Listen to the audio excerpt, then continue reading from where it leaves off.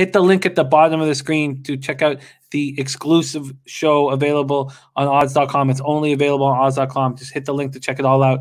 Okay, we move on to Buccaneers, Falcons. That's next up on the rotation order.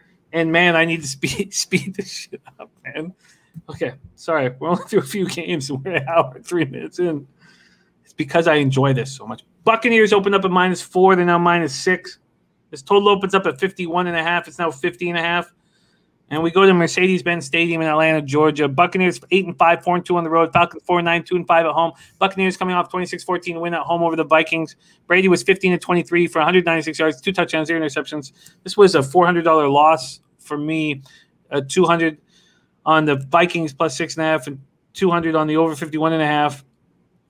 And it was one of those games that I just wanted to throw my computer through the window.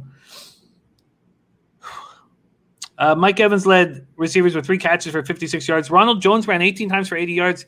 He had surgery to repair his broken pinky finger today and is listed as questionable this week. Bebsie, you were a running back. Broken pinky finger.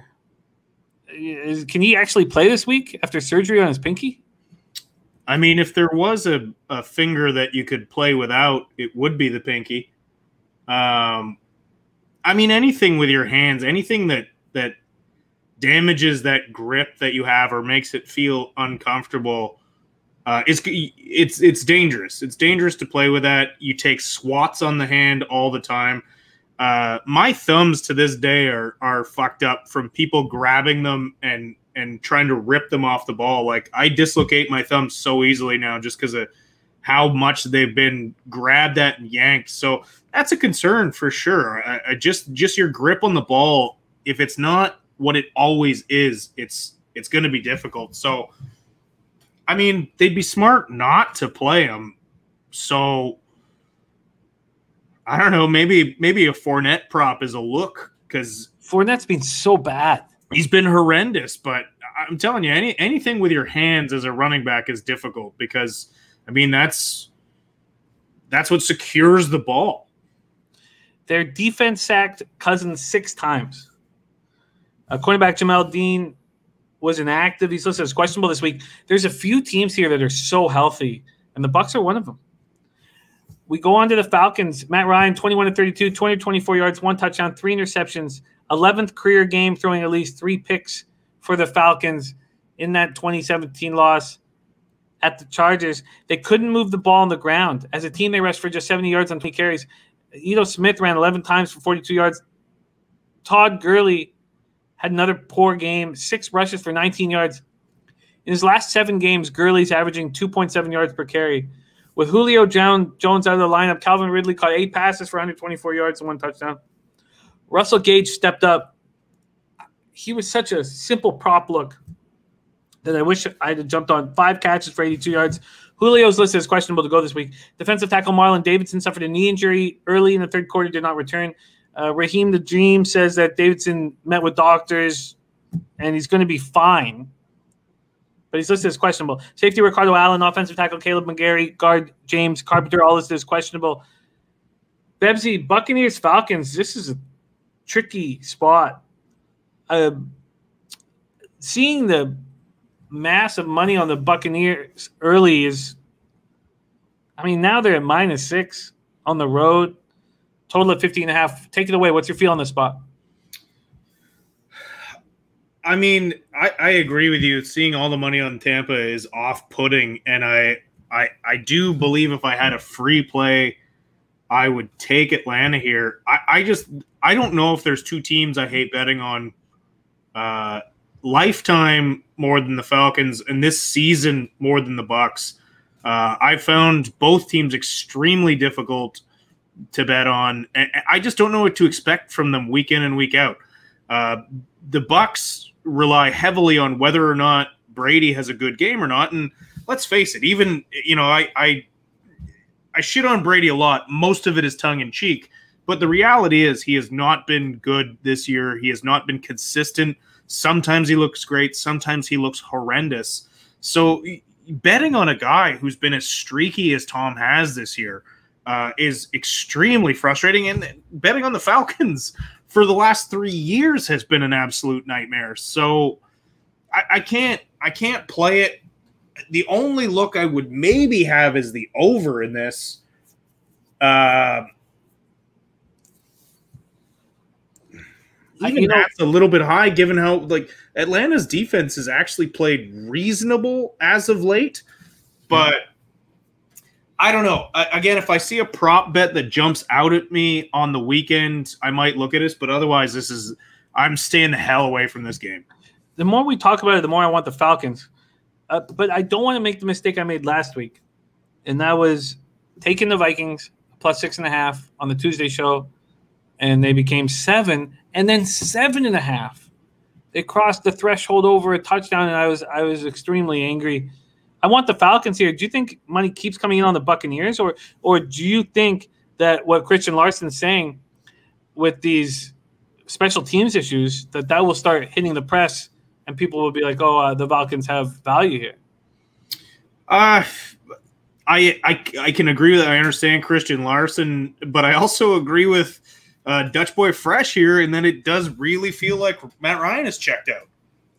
There's certain guys that look. We're going to see a coaching carousel this year. We're going to see a quarterback carousel, and Matt Ryan's name's been thrown out a lot. I don't know if he's the starting quarterback for the Falcons next year, and if you're at his age.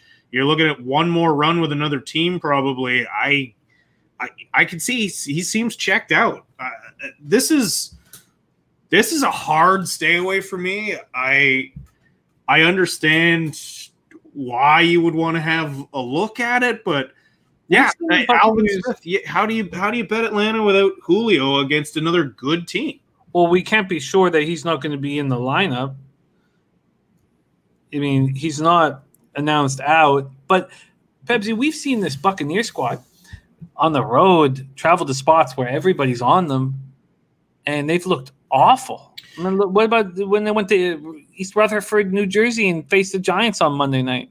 Listen, they brought in Tom Brady because they had all these weapons, and they're like, it's Tom Brady. He's going to be the savior. Failing to look at the fact that, weapons or not, Tom Brady did not look good last year for New England. So you move him to a new system. You have a coach that refuses to acknowledge the fact that Tom Brady is not the old Tom Brady and keeps trying to air the ball out with him. He's not adjusting. There's a lot of things wrong with that offense because if you look at those weapons on paper and you think you have, Tom Brady from 4 or 5 years ago, even like that's still not his prime, but even then he would be torching teams.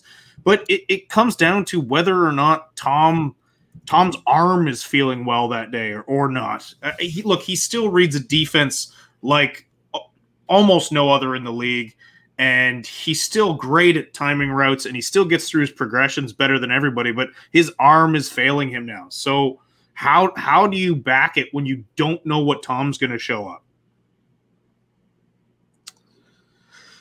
Well, I don't want them. You know what? I'm going to move on the Atlanta Falcons.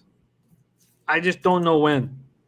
And I may put I'll make it an official bet for the show. I'll probably just bet a half unit on them right now, plus 6. And maybe I'll wait. Maybe, you know what? Maybe I won't bet it after the show, but I'm not sure if I'm going to bet after the show, but I will be betting the Falcons here. And Matt Ryan's been hammered in the press for whether he's checked out. Hammered. And every article is like, do you care anymore? And he's explaining that he does care. Now he's got a home game to close out the season. And we've been in a situation where everybody's bullish on the Buccaneers on the road, and they're not that good. So, and everybody's saying, no, don't do it. Are you crazy? And look, if you lay this bet, you're banking on Matt Ryan caring what the media says and caring what's been written about him and coming out and being like, I'll show you guys, which is possible. But that's you're betting on a hope that he shows up. And frankly, he looks dejected. Well, I'll wait. But I can't But if I wait and Julio Jones is announced in, that'll move a point. So then look for something else. I think. No, I think the Buccaneers are vulnerable. I agree, but every now and then, Tom looks a little bit like the old Tom, or I don't know. I would wait, and if it moves and you don't want to play it, then don't play it. There's other bets to be made. Okay, I'm going to wait, but I'm going to be betting the Falcons by our Sunday show, 11 a.m. Eastern. I'll be on the Falcons.